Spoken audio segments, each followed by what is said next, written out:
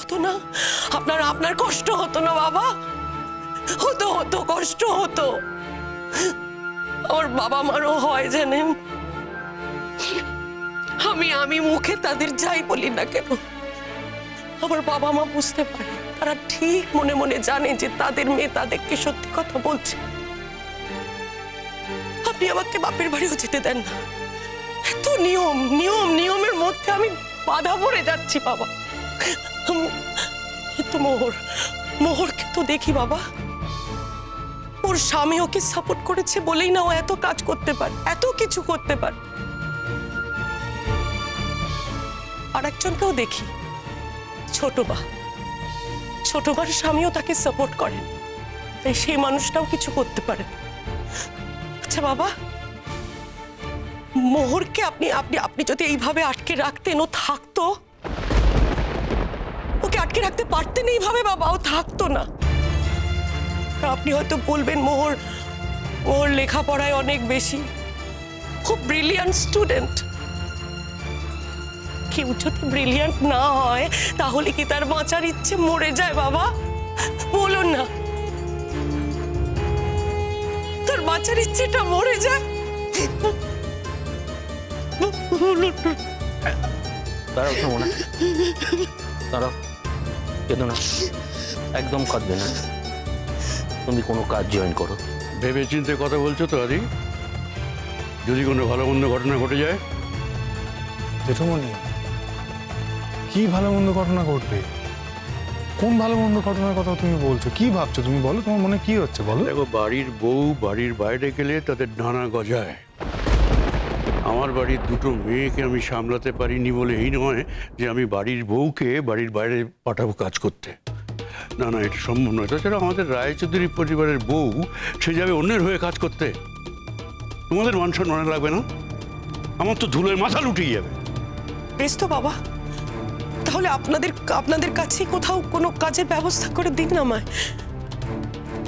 অবশ্য এরপর হয়তো বলবেন এতে স্বজন পোষণের অভিযোগ উঠবে, কিংবা বলবেন আমি তেমন বেশি লেখাপড়া জানি না। হ্যাঁ, জানি না, আমি তেমন লেখাপড়া জানি না বাবা, যাতে শিক্ষকতা করা যায়। জানি সেটা করলে হয়তো কোনো ক্ষতি হতো না, কোনো বাধা আসতো না, কিন্তু সেই কোয়ালিফিকেশন আমার নেই বাবা।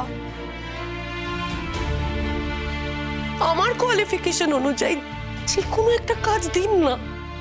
আমি তো আর কিচ্ছু চাইছি না বাবা, একটা কাজই তো শুধু চাই।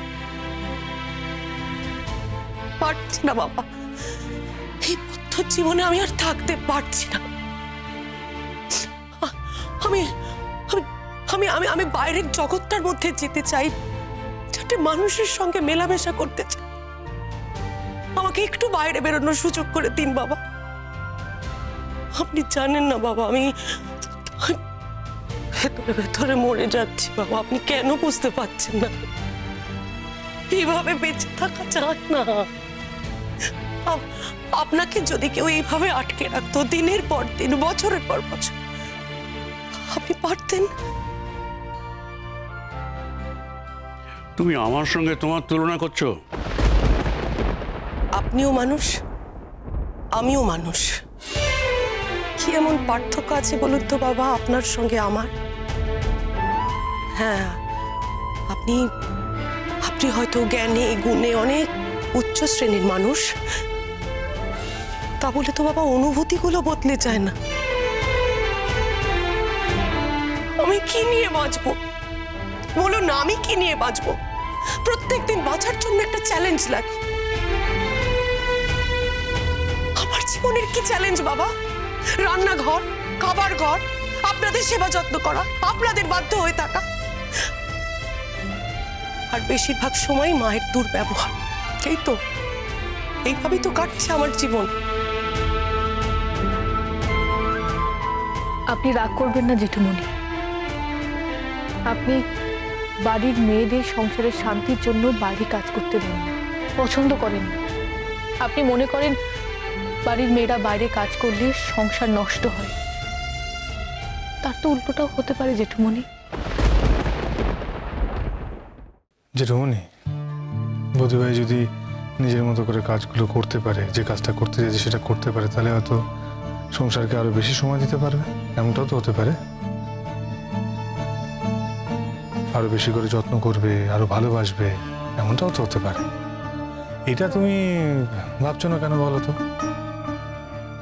হ্যাঁ সেই তো দাদা, তুমি অদিতিকে পড়াতে যেতে বলেছ। পড়ানোটা অন্য জিনিস। ওর যদি সেই যোগ্যতা থাকতো, সেই কোয়ালিফিকেশন থাকতো, তাহলে ভিজিটিং লেকচারার হয়ে ক্লাস নিত, আমি তো কিছু বলতাম না। সবার যোগ্যতা তো একরকম হয় না জেঠুমনি। বৌদি ভাইয়ের হয়তো এই কোয়ালিফিকেশন নেই, তো যে কাজে যাচ্ছে সেই কাজটা হয়তো খুব ভালো করে শিখবে, সেই কাজে হয়তো বৌদি ভাইয়ের অনেক উন্নতি হবে, হয়তো বৌদি ভাই অনেক উন্নতি করবে। সবার জীবন কি একরকম ভাবে চলে জেঠুমনি? সবাই কি লেখাপড়ায় ভালো হয়? পৃথিবীতে সব মেয়েরাই টিচার হবে এমন তো কোথাও লেখা নেই। তোমরা সবাই বেশি বুঝে গেছো। তুমি রাগ করো না জেঠুমনি। আর যদি দাদাভাই এই বাড়িতে থাকতো, তাহলে বৌদিভাই দাদাভাই মিলে জিনিসটা নিজেদের মধ্যে ডিসিশন নিত, ওরা নিজেরা ঠিক কত কাজ করতো কি করতো না, কিন্তু দাদাভাই অবর্তমানে সেই সমস্ত দায়ভার কিন্তু আমাদের বাড়ির প্রত্যেকের উপর বর্তায়। এ কথা তুমি অস্বীকার করতে পারো না। না, একটা মেয়ে মনোকষ্টে তিল তিল করে শেষ হয়ে যাবে সেটাও তো দেখা যায় না। এই যে তো ছোট বউ, সে তো সংসারের জন্য কত কি দিল, কি পেলো দাদা বলো, কি পেলো? নিজের স্বামীটাকে ধরে রাখতে পারলো না, নিজের দুটো বাচ্চাকে ঠিক করতে পারলো না, সব সব হাতের বাইরে চলে গেল। আসলে সংসারের থেকে ওর কারোর ওপর কোনো কন্ট্রোল ছিল না, তাই ও করেনি। সেটাও তো ভাবতে হবে তোমাকে। তারপর সুমনার কোনো বাচ্চা কাচ্চা নেই, ছোট বউর তো দুটো মেয়ে ছিল, তাদের অনেকটা সময় দিতে হয়েছে, অনেকটা সময় তাতে কেটে গেছে। সুমনা কি করবে? ওর জীবনে কি আছে? ওর জীবনটা তো একটা সাদা কাগজের মতো।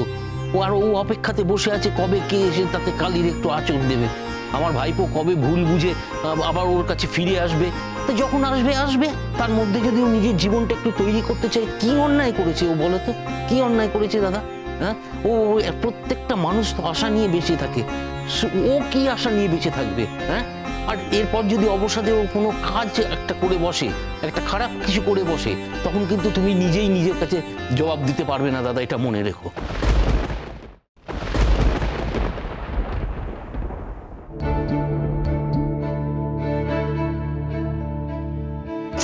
পারছি না বাবা,